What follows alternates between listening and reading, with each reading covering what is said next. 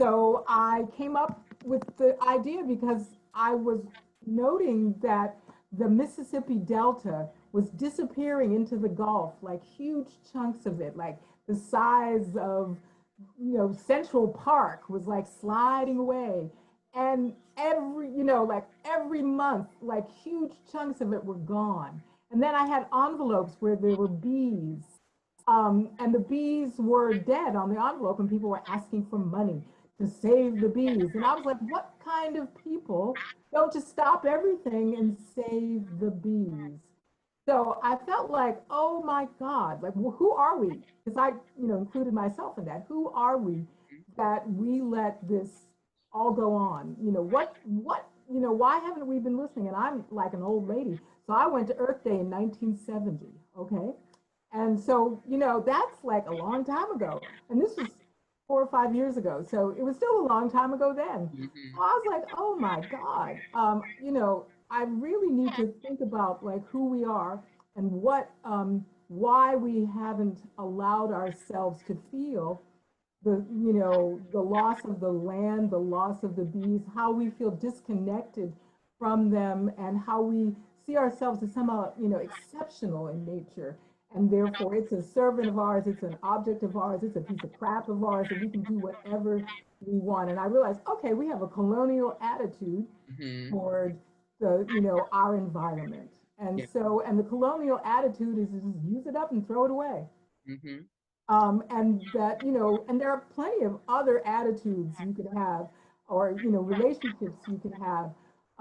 So like just today, someone was saying that, California is burning up, and they had outlawed the practices of the indigenous people who used to do like, controlled burnings, right? And the same thing was going on in Australia. You read about that, like last. So all of those practices, all of that knowledge was viewed as superstition, as hoodoo, as weird, as not, like these people are just superstitious. In fact, whenever I mention some of those practices, people immediately say, they believe in weird stuff. It's voodoo, and they think the spirits did it. And I'm like, these people could not have a belief system that didn't allow them to survive and be telling you about it after having survived for thousands of years. Right. So let's be clear. We all do quote magical thinking, where we ignore the fact that the bees are dying and the land is slipping away because, whatever, and we're in denial. We all believe in our particular thing, we're in denial. So we want to believe that we're rational Western people who Right. went through the Enlightenment, and so whatever we do must be superior to all of those, like mostly, people of color, but not all people of color, who have these systems of knowledge that have, allowed them to be whole and human for thousands of years. But obviously, it was just like voodoo, believing in spirits. And so I was like, oh, okay, so let's recalibrate. Let's, find how to make a story about people trying to deal with that kind of world. And it will be a fantasy. So that's what inspired me.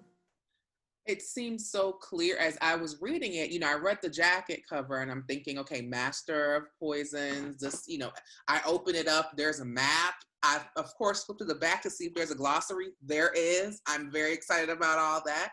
So I'm thinking like, okay, epic fantasy. I kind of know what I'm up for. But as I'm reading the novel and the, California is burning up, and as I'm finishing it up, Hurricane Sally is bearing down on the Gulf. I'm like, oh, this is a novel about us, clearly, right? Right. So that seems, I don't want to say obvious, but the resonances are clear and palpable and scary. And so I really appreciated those parallels in a particular kind of way. Could we talk a bit more about like the world building? That you are engaged in the novel. So there are lots of different languages. We sort of start like right away. You don't give us like a primer. It's not like, oh, in the land of, we're just in it. And I'm like flipping to the back, like, okay, okay. I'm not mad at that. I'm like, high immersion. Yes, I'm here for that. There are all these different religions, and the characters speak almost like an iambic pentameter or something. Like they speak in poetry. I felt like I was being romanced by every character. Like, oh, okay. You know, whenever they spoke sweet nothings to one another, I felt like they were speaking it to me. So talk a bit about just the world building and sort of what you had in mind and what you were trying to convey. And okay, well, I mean, I think for me, I'm a playwright, so every character has to have poetry. Like we all have poetry. Each person has their particular poetry. So that's something I just told my students to do yesterday in class, that you find the idiom of the character. And so I wanted to do that. And then to me, every language is a way of seeing the world. So I speak a few languages, or I have studied, no, let me be clear. I have studied a few languages and I speak two. I'm fluent in German and English. And then I've studied a whole, a bunch of other languages. So I feel like I've had the privilege of seeing the world through the eyes of all the people who spoke that language, right? Because they put all their selves into it and their perspectives and their wisdom and stuff. And then I have, investigated cultures since I was 14. In high school, we had to do a paper, and I did mine on Nigeria. That was my first paper. And then we had to do another one. I did China. And then we had to do another one, and I did the Cherokee Nation. So that was when I was 14. And, it's amazing. Like what you start on when you're 14, I'm still doing all that now.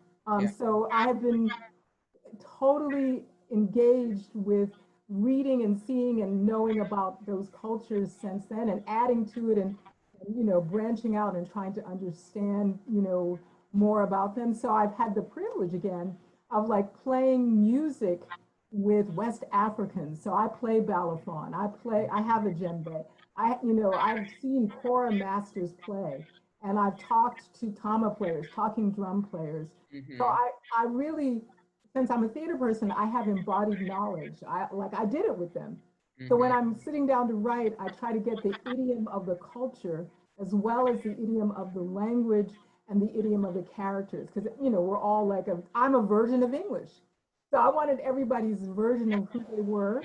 But they all had to be in the same world, right? They're not in this world that I'm in. They're in their world. So they share some things, and then they have their particular things. So that's when I realized it wasn't a novella.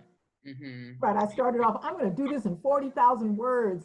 And all my friends would laugh, and they're like, really? You think you're going to do that, girl? Okay. All right. And then finally I kept saying, it's too many words. I got to cut. And that wasn't working. So I gave in. And then I just luxuriated in the research. I went further. I went back and read. Tell us about the research that went into it. Well, I read, reread books. So I read, I have a wonderful book on Mami Wada. So I reread my book. I have a lot of books on Vodun and Igbo religion and Yoruba religion. So I went back and looked over those things, and I thought about Eshu, who is the deity of the crossroads of the Yoruba people and in the diaspora. And Eshu, I pour libation to Eshu. Eshu is the threshold, is, like the decision, the crossroads. So that's a major aspect of the book. And I think I say that in my acknowledgement, that I have to pour libation to the wisdom of Eshu, the wisdom of the ancestors. And I think, for me, Eshu is my guide, right? And so that is something that in Yoruba religion, you connect to a particular deity, a particular Orisha. Right. And so, and Eshu came to the New World, too, we'll put New World in quotes, and became Baron Samedi or Papa Legba or whatever. So I also thought about that, because I'm not making the world I'm in, I'm, going to make another world, but I wanted to know how Eshu changed when I'm now in the Caribbean, or I'm now in Louisiana. And so I used those shifts, the changes or the way people thought about that deity to craft my world. And then I had done a lot of work on sacred clowns, because I teach theater, so sacred clowns. So I did a play that was about that, and I'm working on a novel again that's about that, but I used that research. So there are the clowns who ride into battle backwards, right? And you can find them in several cultures, but the Lakota, have really a whole thing, there are all of these amazing um, theatrical ways of waging war such that you don't kill anybody. Like I ride in the backwards, I do all my stuff, and everybody goes, okay, like I'm not fighting you, right? Right. So the performance, Mm-hmm. the Igbo women of Nigeria, they do what is called women's war, and they like strip naked, go around pounding things, maybe even set your house on fire and talk about you, tell you you're doing the wrong stuff, and you change. So and that's the war. So I was thinking of how all of those performative ways of dealing with conflict, I could use something like that when creating my world. And I also read about the various, like sexuality, the way we divide it up in our culture. That's just one of, that's not the only way to divide up how people see their identity and who they're attracted to and who, they're not attracted to or whatever. So I was really taken with that. There are, again, among the Igbo women, there's, these strong women who dress as men and are treated as men in the society. And so, I read about them again. There's a wonderful play by Tess Onweme called The Reign of Wazobia. And it's it's from the 80s. And it's about Igbo women, and they do that thing that I said, the women's war, and one of them is dressed as a man and is crowned king. Right. So I also read plays or stories again to just sort of fill up my possibilities, not with just the the sort of normal, we'll put normal in quotes, epic fantasy possibilities. Right. So I wanted to use those rich traditions. And really, the Potawatomi have amazing stories about the plants and how sweetgrass and squash and beans and corn and the earth and how to maintain the health of the plants and also sustain us. So again, I was reading that going, yeah, like whoa. A different relationship to the earth, to the land. Yeah, right. Yeah. So all of that. So I had a big pot cooking with all these things helping me to invent a world, because I realized the choices could be as amazing as I wanted them to be, but to get to a new world, I had to get rid of my blinkers from my particular culture. Have a more expansive worldview. It's almost like an intellectual gumbo. Like all of these things are mixed in and very delicious, and I could see different aspects. And to me, it makes me think of, epic fantasy is my favorite genre. So there's that. Yes, that's why I was asked to speak with you, because I love this. And so it makes me think of other folks who are writing right now, like Kaya Shanti Wilson or N.K. Jemisin or Sophia Samatar, who are writing the similarly like lush, big vision, and then also doing that gumbo style that you're describing, right? Where it's like, actually, we could think about religion or relationships to the land or gender in these expansive, interesting ways. So to that end, I'm interested in how, and I correct my pronunciation, the Visan or how the Vazen group, right, of people who were sometimes elder, just like, a part of different ethnic or religious groups, but who were being attacked, but also who had sacred knowledge, and also were often very fine and sexy throughout the novel. I was like, wait, who is which one? Oh, okay. I'm interested in their sort of status and role and what they symbolize. And it made me think of non-binary folk in our own world, right? Or in the indigenous traditions, two-spirit folk. Or spirit folk, right. So could you talk a little bit more about that? Yeah, well, I was trying to not get stuck in this world. And so I went, there are two-spirit folk, or there are the Dike Nwame, I don't know quite how to say what the Igbo term is, but there are people who have, a different relationship to gender than what is like, I don't know, 19th century Victorian, right? There's like rigid male, rigid female roles. And then, I didn't want to get caught in the trap of the problem, like where you create a character whose gender is not, quote, normal, and then the whole story is about their, quote, problem. But I didn't want to ignore the fact that, people may or may not accept or, go along with that. So there's a range of characters, and then there's a range of responses to them. And there are a couple of the characters are major. There like a couple of major characters are Vasans. And then there's some minor characters that are Vasans. They're just people moving through they're just in the world. So what I wanted to do was have a world in which the possibilities were there.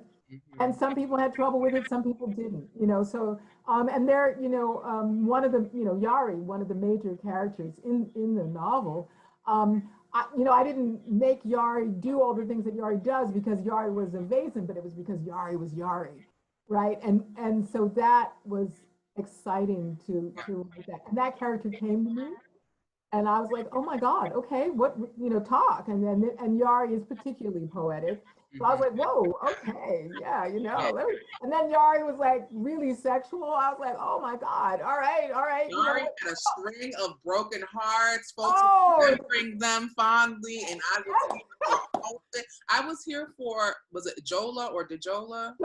Djola, like being like, I remember my wife. I remember Yari. I have this boy on the boat who I kind of want to sleep with, but I respect him, so I'm not going to. Like, I was here for the queerness of it all, right? And it's clear that the problem were the folks who were anti-queer, right? Yeah. Like, they were the folks who had the limited purview. Y'all have some problems, but not the, Joel had other problems, not problems with this. Yeah, he has all kinds of and love wasn't one of Jola's problems.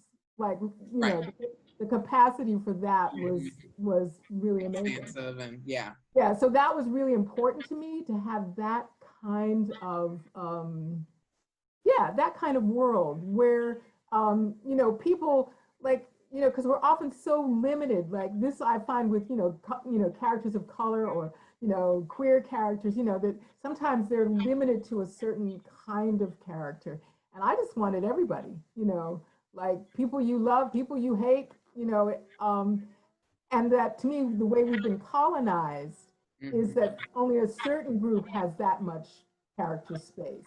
Right. The rest of us are narrow. So I was like, no, we're not doing that. So, and epic fantasy to me is one of the places where you can do it, like you said, with all the people that you have mentioned. Let's go for it. So, and it was fun, like, because you want to have fun when you're writing. So I had fun, I was like, hey, let's have this happen. Oh, this could happen too. So, because I'm into, like, there are devastating things happening in this book. Yeah. But there has to be a lot of joy and a lot of fun. It can't just be, oh my God, the suffering, So, and Yari to me is one of the characters who's not particularly suffering. Even though the world is having a hard time, Yari is not having a hard time. In that same way, Yari's working to change, but Yari is having a good time while working to change. They are definitely like living life to the fullest. Yes. Amidst all the sadness and the pain, and inviting other characters to sort of be along on that journey with them. Right. And to find themselves, like, in the fullness of who they could be. That's what makes Yari happy. Yeah. So So that and lots of sex. Oh yeah. I was here for it. Yeah. So you mentioned that the characters are, like full expressions of themselves, and that they're not narrow. And so a question that I kind of had throughout was like, well, who is a hero? Who's a villain? But maybe I need to reframe that and be less binary, right? I mean, you're inviting us to explode binaries anyway, because sort of, both Djola and Awa are sort of thinking through all the things that they've been through, right? Like being sort of refugees and migrants, being exiles, losing family, gaining family, and the things that they do to survive. And so they oftentimes have interior monologues or dialogues with themselves in which they're sort of questioning their morality and their ethics and so on, right? And like, who is the master of poisons? So I'd be interested to hear more about, you know, those sort of the questions that you bring up in the novel. Yeah, I think, my editor kept saying, we have a villain problem. Well, who's the villain? Mm-hmm. And so, I think there's one character that I probably didn't have much redeeming to say. But aside from that one character, which everyone will find out when you read the book, and even that character, I tried to figure out. I mean, James Baldwin said, "No man is an enemy to himself," right? So my quest, and and he was a novelist, and a playwright. So my quest is like, who are you? Mm-hmm. And so that usually means like, not just like the hero. And I even talk about heroes in the book, the idea of heroes. Yeah. But what do you struggle with? Mm-hmm. And I let them struggle with it, because they have, really good things to do. And then they have all their own stuff they got to work on. And then they make mistakes. Because I think one of the things that is really critical for us right now is that, one, we have to admit we made mistakes. And we have like, an intense culture right now where it feels like it's hard, and I'm not just talking about like people I really can't stand who never admit that they were wrong, but I'm talking about all of us. It's hard because you feel like you're going to be dragged through some crap. So I think we need to admit that we make mistakes. We need to admit that we need help. We need to admit that we need to change and we don't even know how to do it. Mm-hmm. And that's all really hard. And then we ask the wrong people to help us. So that's part of the trouble. So we're asking the wrong people to help us. So we got to figure out how to like get help and make the changes we need without burdening people who don't really need to be doing that. They have other things they need to be doing. Right. But we really, we have to have like, some serious honesty with ourselves. And that's hard. So I wanted to, even writing my characters, I wanted them to be all good, and I'll go, no. They and they would even tell me like, I ain't all that. So while writing, I had to, like wrestle with some of my stuff, which is that I wanted them to be all good and like, why did I want that? So, and then with their, what they feel as shortcomings. So I wanted, and then what the world needs, so that they, even if they are heroic, and I think they both are very heroic, they also made errors, had bad judgment, didn't really want us, like who really wants to save the world? Like it's hard. Don't you want to live your life? Yeah. So all of that, and we wrestle with that every day. Like how can I, not stop everything and save the bees, right? So I'm, just taking my own stuff. Like how can I like get up and just walk down the street and do all the stuff I'm doing and not, I don't know, yeah, I mean, it's a lot to ask of us as individuals. So partly to me, one of the answers is community. And so no one has to save the world. So there's no one hero who saves the day. So they, they have to all work together and they don't all agree and they have to work together and they don't trust each other and they have to find. Right. So it's all of that. And then they have to come up with the essential stuff that they can relate to each other on in order to deal with like the huge problem that is facing them. And I think that's, so that to me, the villain could be that how hard it is for us to work together and that we need to do it in order to save ourselves. So. That was the part of the novel that was like frustratingly accurate, I thought, for an epic fantasy, right? Where like so much is made up. But just reading, there's not without giving too much away, but there's a governmental structure where there's a council and a council makes decisions.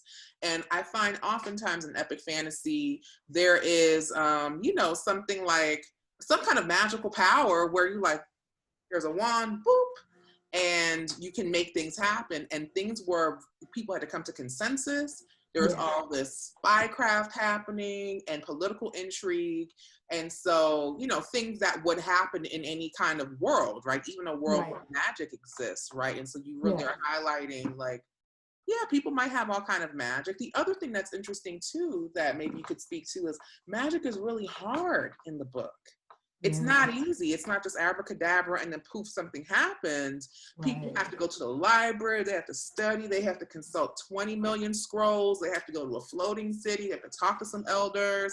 They got to talk to a babalao that may or may not be having a feast and then not listening to I mean, a lot is happening. It's not this sort of easy, like, well, if I have magic, it's a shortcut. Like, they seem to be doing advanced physics, folding time, you know, all kind of stuff that is not easy. Right. So, you know, maybe you could speak to that as well. Well, you know, if you want to be again, the Yoruba religion, to me, you have to study. You know, they have like, you know, poetry that you memorize. So, you know, and it is like huge, you know, and so if you want to become, you know, a priest or a priestess, you know, you got to go through it. And to me, it's like theater. You know, you got to rehearse. You got to like work. And then you can do theater magic. You can be amazing. You can almost fly. You can persuade us that whatever is on stage, it could be like, you know, just a block. And suddenly we're in the jungle. Oh no, we're on the ocean and all is on stage is a block. But you can use theater magic and persuade the audience and take them with you on a trip, right? Yeah. But you got to do the work to get there. So, and I'm also, you know, the line between magic, religion, science, and art is very interesting.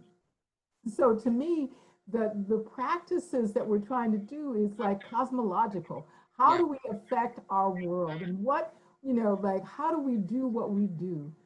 So if I want to call down the spirits and have them possess me and then have a revelation, which many people do, you know, and it could be that I'm Einstein trying to figure out like what is going on with the photons, right? And I have a vision, but then I try to figure it out. And those are very similar experiences. Do I have a vision about like figuring out what DNA is? And I have a vision, you know, figuring out how to heal myself. And I have a vision about how, you know, people should, you know, survival of the friendliest, because that works better than the other notions we have. And so the calling down a vision is, to me, one of the things that unites us across discipline.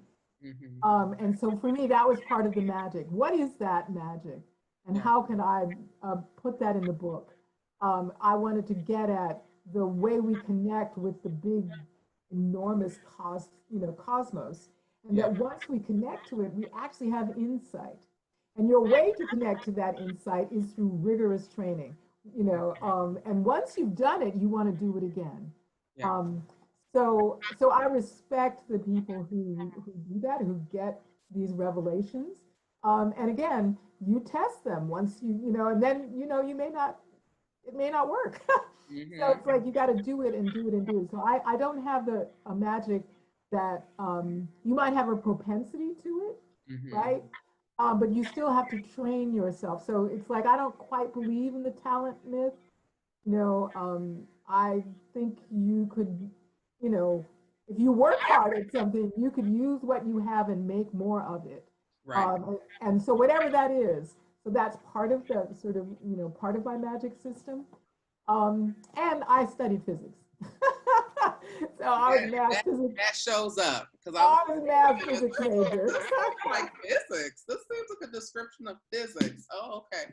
And it's like both Djola and Awa have this like propensity or like a root talent for magic, but it's like the inspiration plus the imagination. And it seems like they experience things that try to beat imagination out of them. Like, so, you know, Djola in exile, having this family, having to sit at the council and all of that. I mean, sort of all the strictures of adulthood kind of beat it out of him. And then Awa being sold, all those kinds of things. You know? And they have, I think, a very gendered experience of into their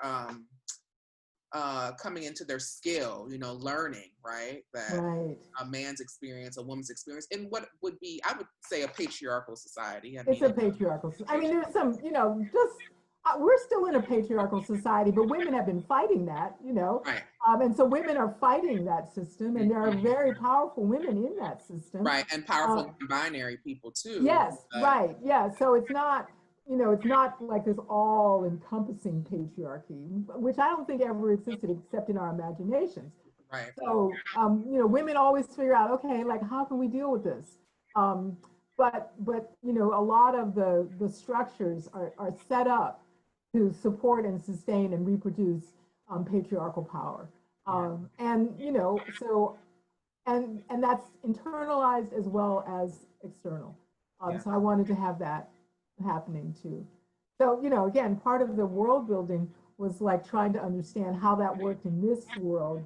And it was, of course, similar to my own world, but it was its, you know, there were particular things that were going on. Yeah. So for like a Kyrie, right, you have like a priestess who's like trying to subvert the system, and then is it Tembe who, you know? Oh yeah, Tembe, yeah. Right, who's like kind of aligned with it. And I'm like, well, girl, you could really be a part of the dismantling the power structure. Yes, yes. If you wanted to. Right. Well, and Tembe is one of those not hero, not villain characters who, you know, like what why are you doing this, girl? Right. And I think has insights and doesn't, you know, but then like follows the rule, you know. So like, because I wanted to deal with how we're torn, you know, and not have it be easy.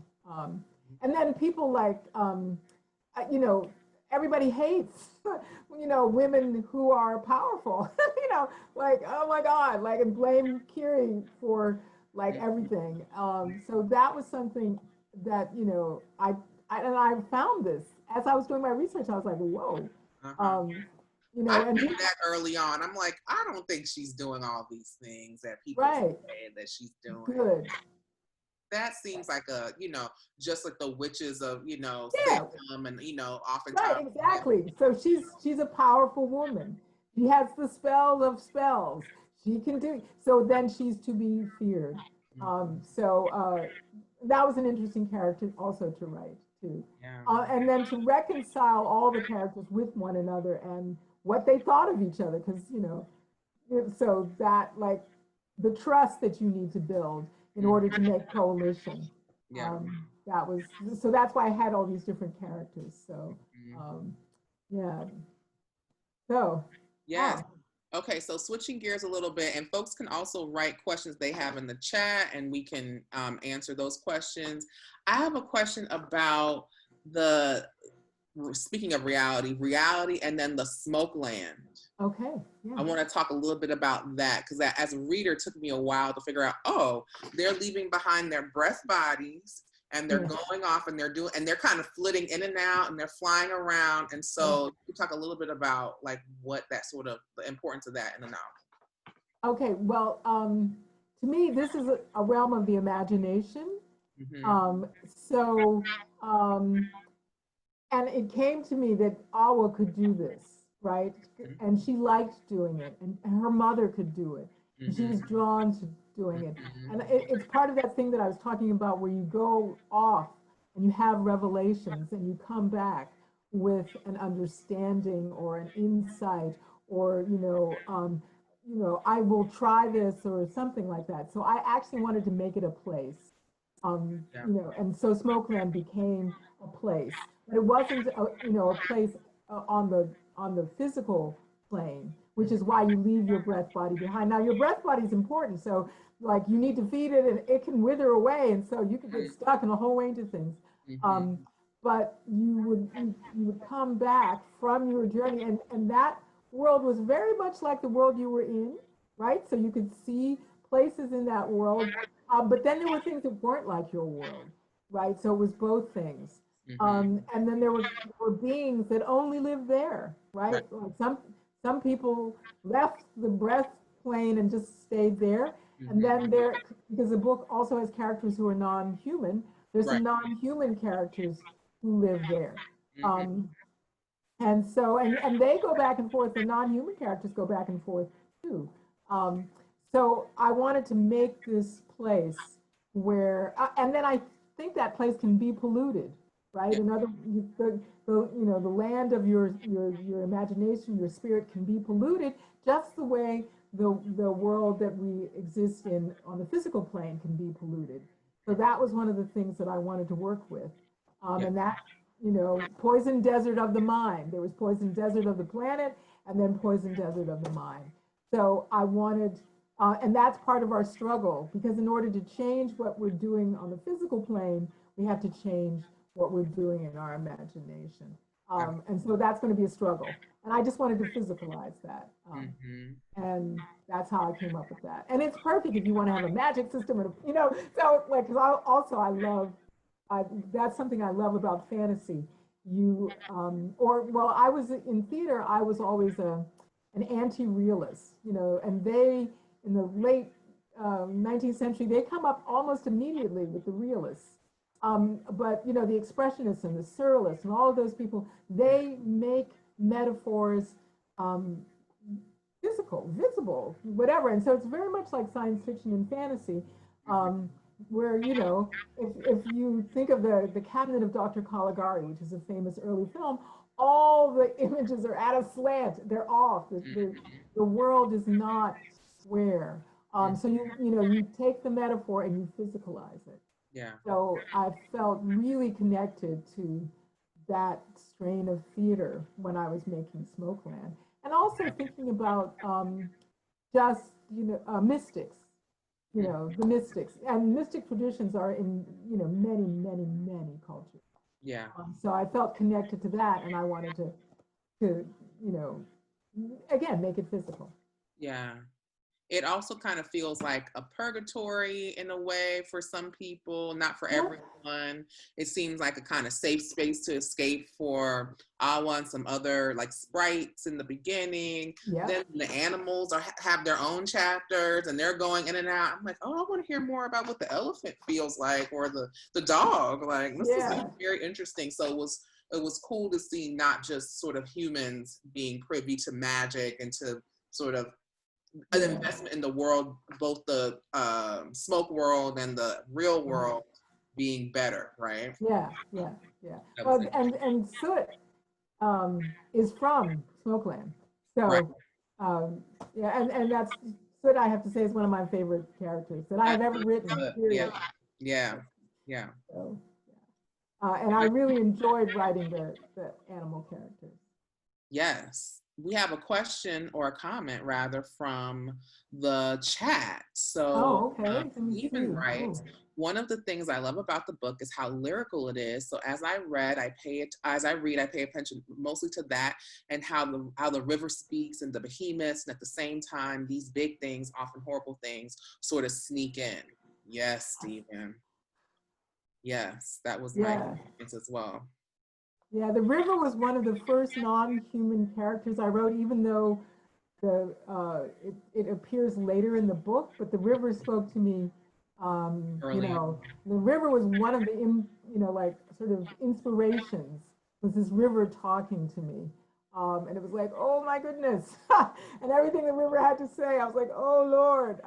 The river got tired of their mess. Right. So I was like, I feel you. Okay, I'm writing it down. I will put you in the book. Yes. So, because the characters come to me and talk, and so I write down what they say. Then I look at it and go, okay, wow, how are we going to deal with that? I mean, so, I have the challenge of the characters. And then the characters hear the river as well. So. Another comment from the chat, or a question from ER. Andrea, can you talk about your drafting process? How much do you outline after you do your research? I don't do outlines. I mean, okay, so what do? I start, so I just start, and characters come to me and talk, and they challenge me and they ask me questions. Or I had the whole idea of denial, and I knew the bees were going to be important, and then I knew Smokeland was going to be there, and then I get enough of that stuff going, so I journal, and I write poems, I write monologues, and then suddenly, ooh, scene, because now I have enough of that stuff, and then I start the scene.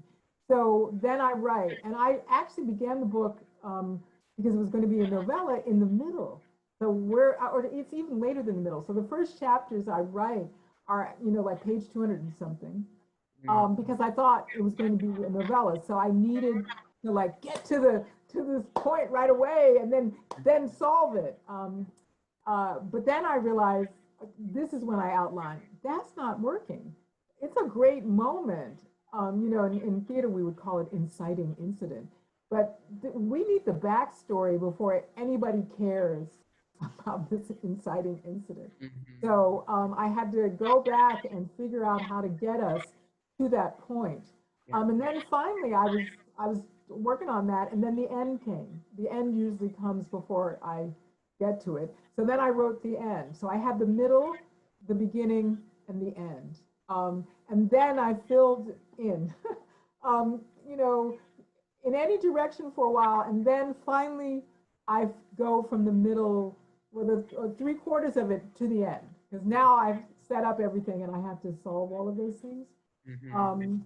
So that's so I use outlining, you know, once I have enough stuff. Yeah. Then I go, well, there's a hole here, and this character can't do that. Get rid of that character, you know, consolidate. Oh, you got a plot mash up here. Like, what do you mean?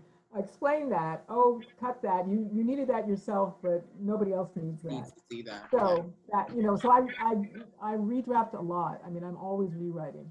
It's also a playwriting thing. I hear it out loud in my head, and then I'm like, oh, change that. So I do lots of revisions. I'm the queen of revisions. I think it's so interesting because it's like sometimes I find in epic fantasy it's so heavy with description. Like that's the kind of thing that you're reading fantasy for, like the turrets on the castle and the color of the lake and how the moat monster looks like and all that kind of, and there's all of that here. But the dialogue, I think that goes back to you being a playwright, right? The dialogue is there. It's as important.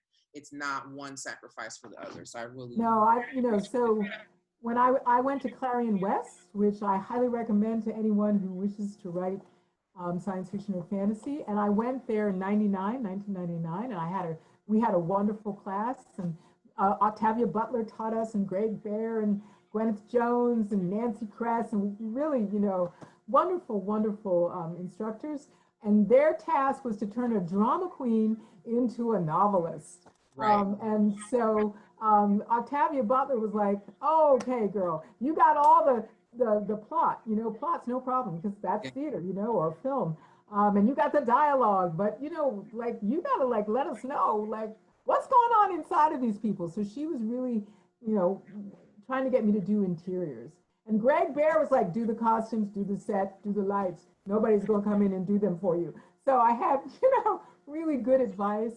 Yeah. You know, people love those descriptions. And so I couldn't just rely on my great set designer, who actually, you know, designed the covers of a couple of my books.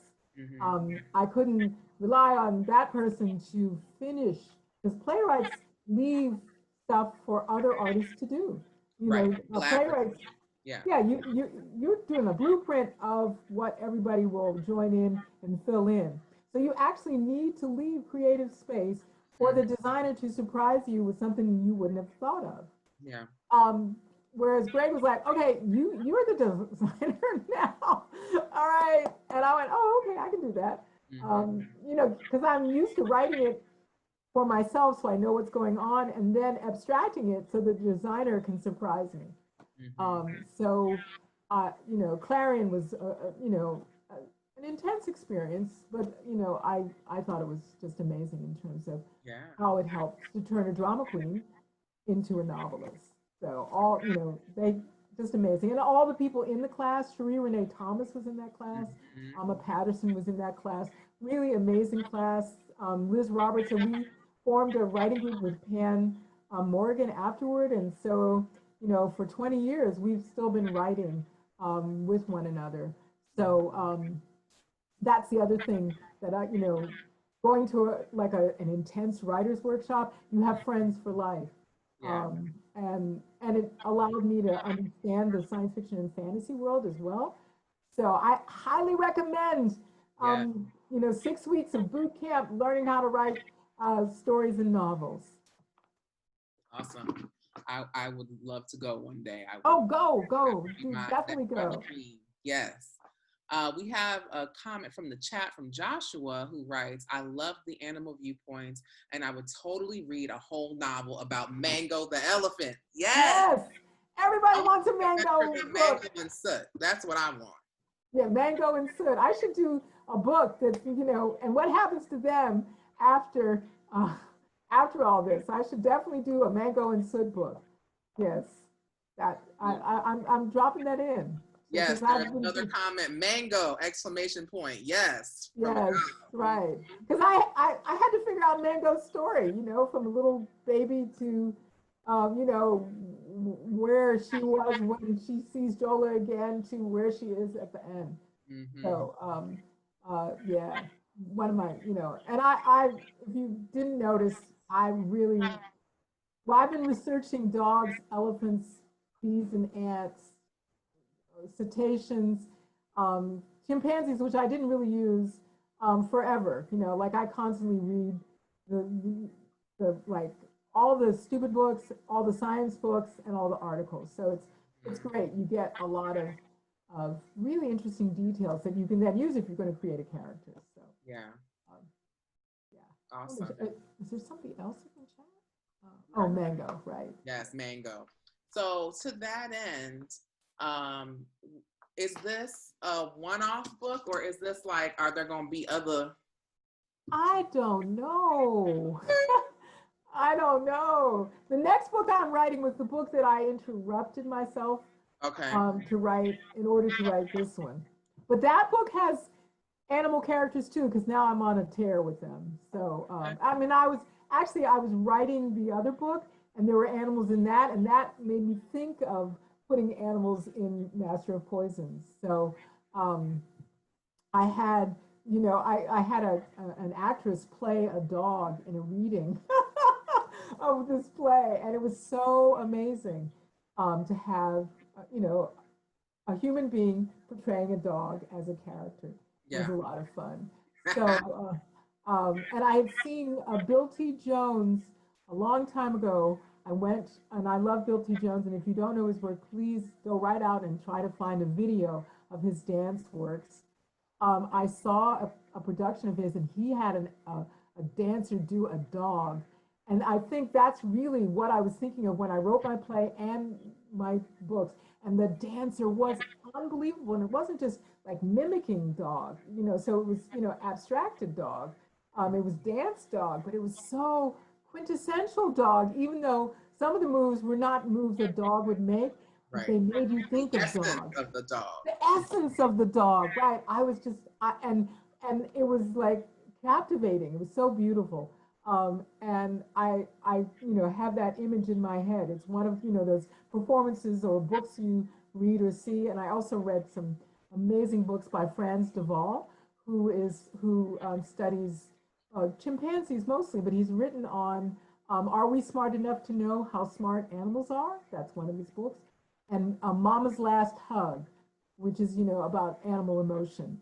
And so I was reading his work and a bunch of other, and then I read a book about trees. And I can't think of the author's name, but he's a German author. And, he talked about how trees communicate, they make sounds, they communicate with chemicals. And so like, oh, the deer are down there munching, let's turn bitter. And so by the time they get to you, you're bitter and they leave you alone. Or there's a something that's just a stump and you think it should be dead. How is it living? And the other trees around it are feeding it, and then you realize that's the mama tree that they all come from. So they keep feeding it. So they like form this bond around this tree, and they're all the children of the tree.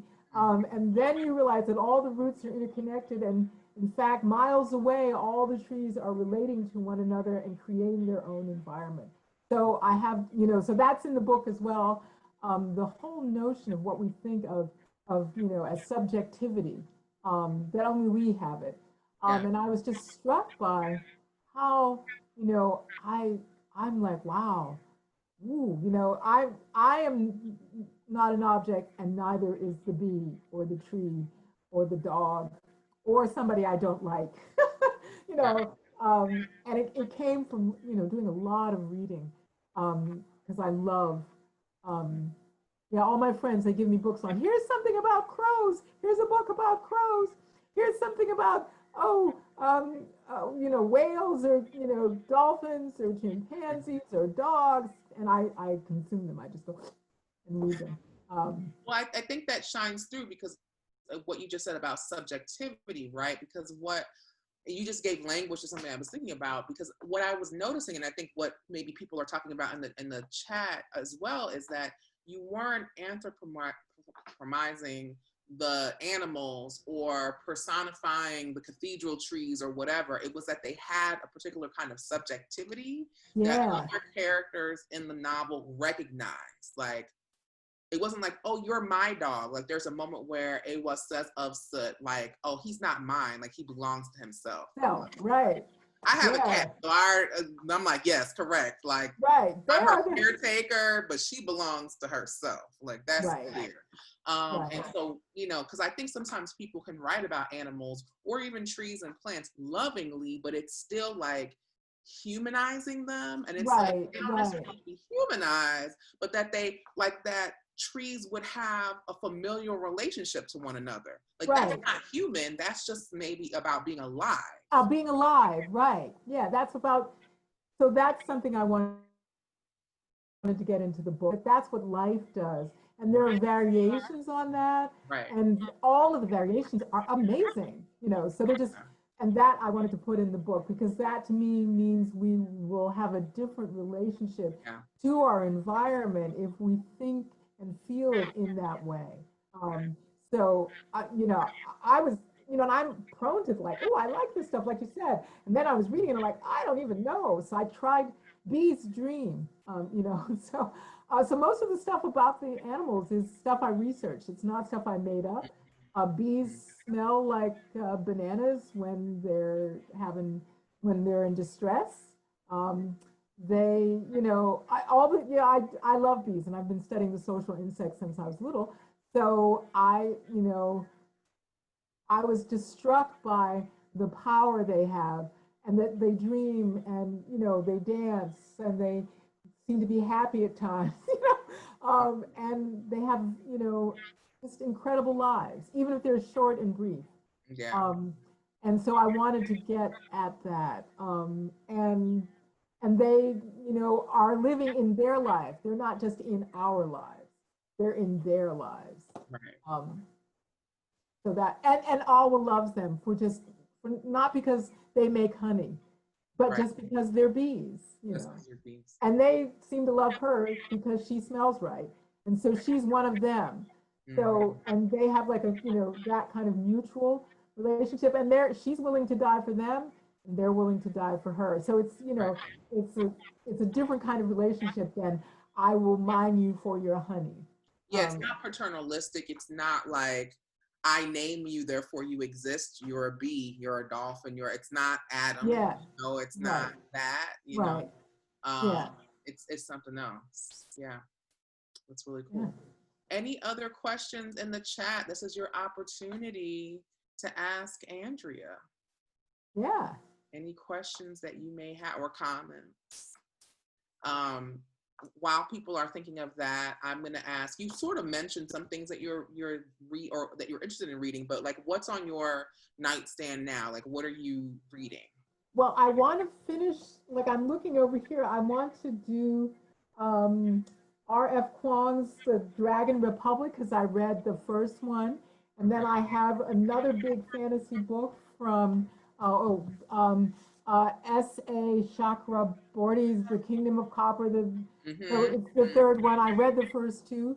And so when I teach, I don't have quite the time to read these big fat things. But for October recess, that's my plan. And then I want to get Alea Dawn Johnson's new book. So those are my 3 books for October.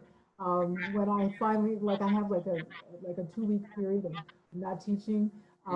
So I thought, oh, you could get a big fat fantasy book and read it. So those, and then Alea's book, which isn't quite as big and fat, but I know will be juicy. So, and I tend to also, I'm doing research for my next book, which is, has to do with artificial intelligence. So I started The Age of Surveillance Capitalism a while ago, and I got like halfway through the book, and this book is massive.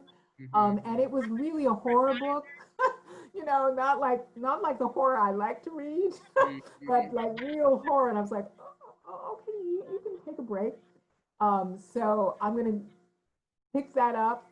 So in between reading the fantasy, I'm going to be finishing the age of surveillance capitalism, which is, you know, whew. Not light reading. No, no, no. But I really want to do a lot of research on the internet, on artificial intelligence, on our relationship to the digital world. Because one of the things that I think is hard with capitalism is if you want to critique anything, they can label you as a Luddite, which is, of course, perfect since the Luddites weren't against machines. Exactly. They were against capitalists. That's right. They were against exploitation. Exploitation, right. So there's a wonderful group called Abolish Big Data. And it's not against big data, it's abolishing how big data is wielded by a small elite group and used against us. And a lot of that work is about the new Jim Code, which is a wonderful book that I did finish. Benjamin, yeah. Yeah, so really, I've been reading a lot about how where we are right now with our, technology is related to history, because we often think, oh, this is all new. We had no codes before this. And in fact, right, it's this ongoing use of just the evolution of it. Yeah, right. So I want to understand it, and I want to write something where we don't have to get rid of the modalities that are there, but how can we purpose them so that we have this amazing technology? Why use it in these particularly oppressive ways? And some people worry that some of it is the technology, it's encoded in the technology.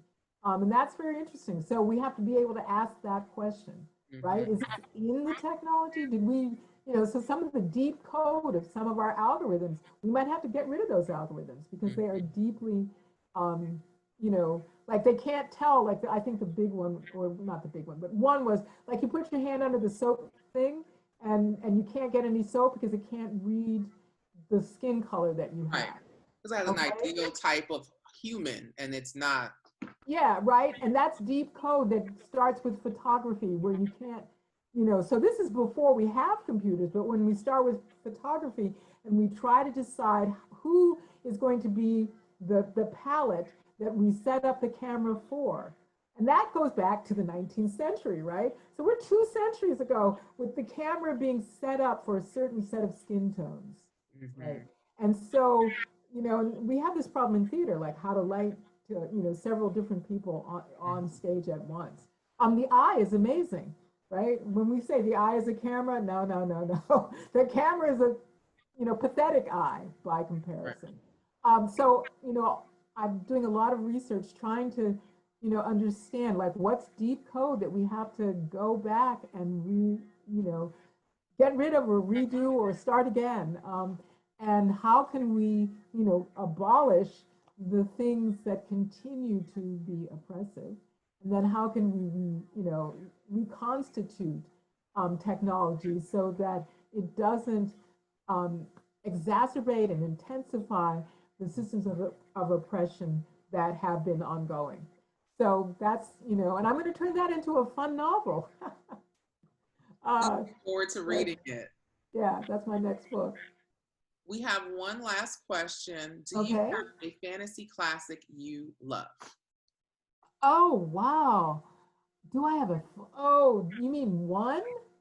Oh my God. You don't have to limit yourself. Okay, wow. So, all right, so several people, so Octavia Butler popped right in my head, and Kindred. So, and then Parable of the Sower, right? So those two popped, boom, right in my head. And then also Ursula Le Guin, the Earthsea trilogy. Yeah, so good. The Earthsea trilogy, boom. And then Michael Ende, who's a German writer, who wrote Momo.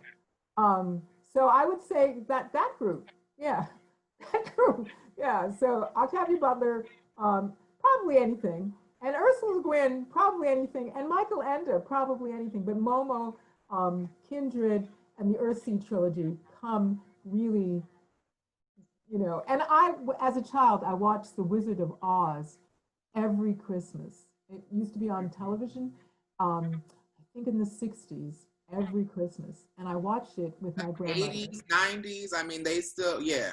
And I never got tired of it, and my grandmother never got tired of it. So my mother and my brother and my father were like, oh my God, you're going to watch that stupid movie.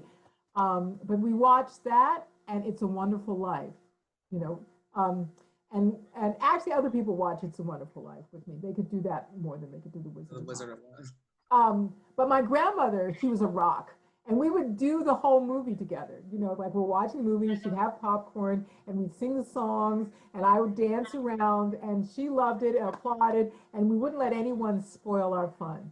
So in addition to those books, because I was, you know, reading a lot, I hadn't read those yet. I think I read like The Lion, the Witch, and the Wardrobe when I was little, and I was like, oh, okay, that's okay. But then when I finally got older, and I read Le Guin and Octavia Butler, I was like, whoa. And then as an older person, I read Michael Ende in German, you know, when I'm learning German. And it was like, oh my God, this is an amazing book. Momo is in English too, so it's totally worth it. But all those things, I reread them. These are books I can reread. So I reread Ursula Le Guin and Parable of the Sower, and I was blown away. Because, you know, I have my memory. I thought, oh, don't touch that memory. It might not work. Oh my God, it's better. No, they live up. They live up. So those are my favorites. And I also like science fiction too. So I was one of those. My brother liked comic books. So you know, I had to read those. You read it all. Yeah. Awesome. Thank you so much for chatting with us, answering all of our questions. This was delightful. Thank you so much. Okay, well, thank you. Thank you for having me. And I hope you all enjoy the book.